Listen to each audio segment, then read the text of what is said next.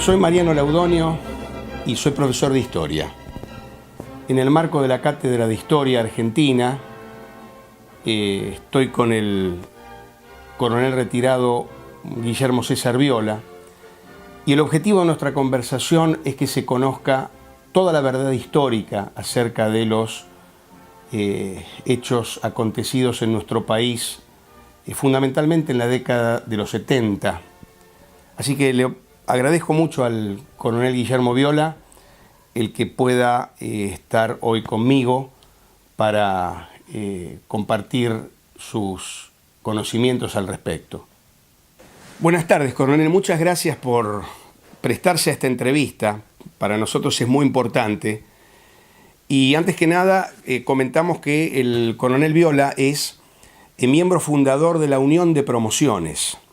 Por eso que la primera pregunta que me gustaría que usted me conteste es: ¿qué es la Unión de Promociones? ¿Qué objetivos, qué propósitos tiene esta organización que usted fundó y usted preside?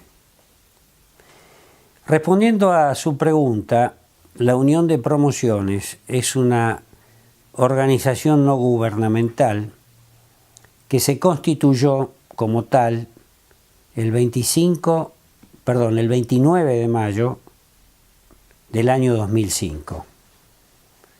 Oportunidad esa del mes en la que se celebra el Día del Ejército Argentino.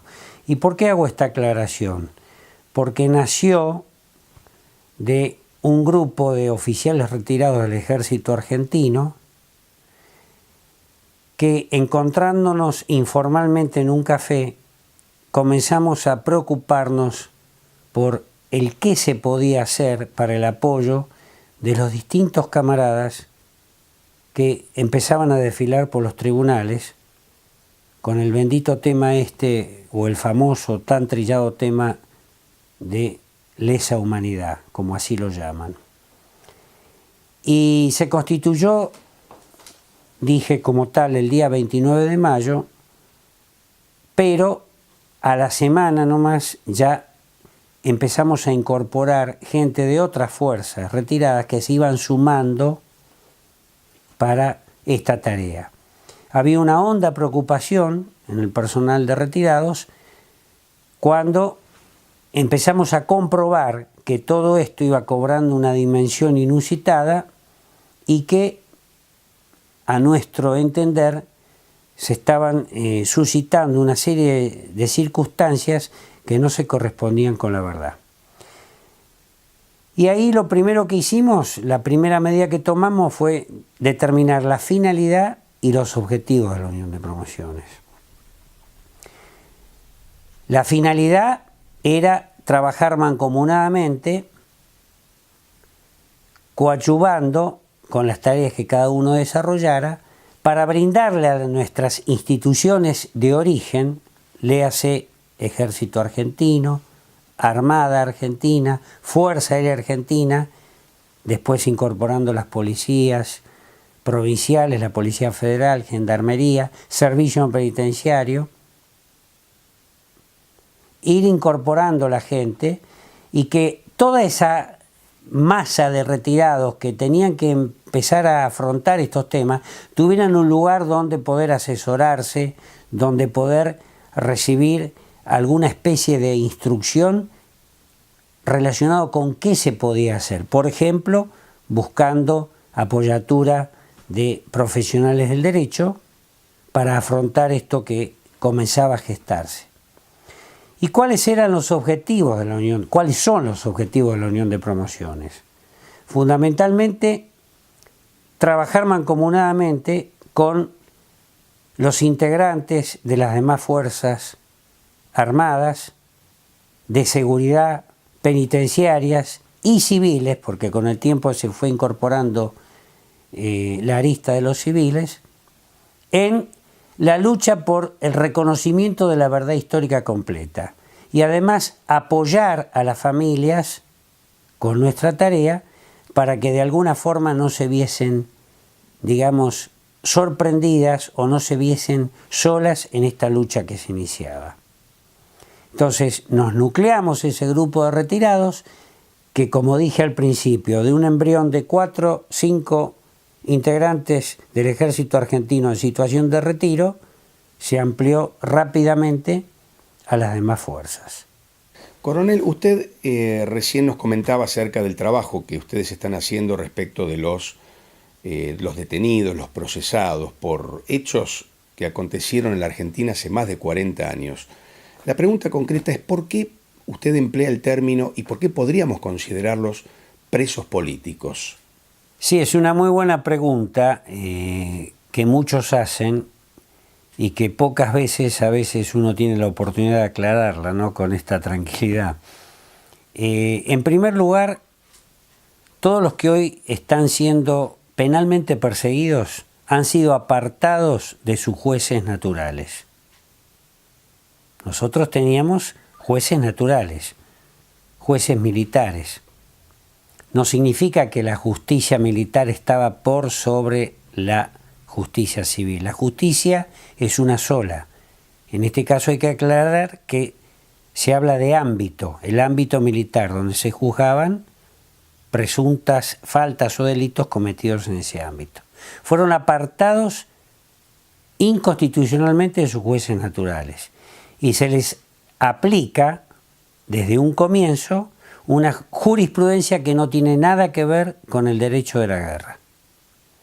En segundo lugar, en el desarrollo de toda esta temática judicial, de persecución judicial, como decimos nosotros, los abogados defensores han ido comprobando a lo largo de los años numerosas violaciones a los principios del derecho. De todo tipo. Todo eso está condensado en un documento que oportunamente un prestigioso constitucionalista, el doctor Alfredo Solari, pudo elaborar, además de difundirlo y entregarlo en distintas instituciones y organismos, no solo del país, sino del extranjero.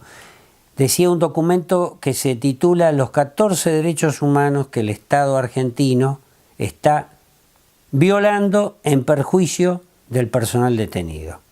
Dentro de esos 14 derechos humanos están todas las barbaridades y ajuricidades que se ven a lo largo y ancho del país en todos estos circos judiciales.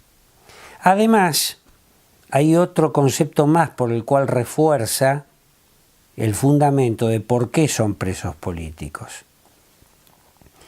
Dijimos que habían sido apartados inconstitucionalmente de sus jueces naturales. Dijimos que se les aplicaba una jurisprudencia que no tiene nada que ver con el derecho de la guerra. Y dijimos que hay numerosas violaciones a los deberes, a los derechos, a las garantías constitucionales. También se derogó, como cuarto aspecto a resaltar, un paquete de leyes, las famosas Ley de Obediencia Debida y de Punto Final. Esas leyes que fueron derogadas representan para la institución militar o para el militar en sí un pilar ancestral e insoslayable de la disciplina militar. Entonces fueron inconstitucionalmente derogadas dos leyes que oportunamente habían sido promulgadas. Esas son las cuatro razones o los cuatro fundamentos por los cuales consideramos, incluso la gente que nos asiste, que estamos frente a presos políticos. Usted mencionaba como uno de los motivos por los cuales se los considera presos políticos a los detenidos hoy. Uno de los motivos que usted mencionaba es que se viola la jurisprudencia que tiene que ver con la situación de guerra. Y me quedo con este punto en particular, el tema de la guerra. ¿Hubo una guerra en aquella época? Sí, evidentemente también tengo ahora la posibilidad de aclarar una vez más algo que se ha, digamos, esforzado mucha gente, me refiero al ámbito político y al ámbito judicial, en desnaturalizar el concepto. Por supuesto que hubo una guerra. Y no lo digo yo.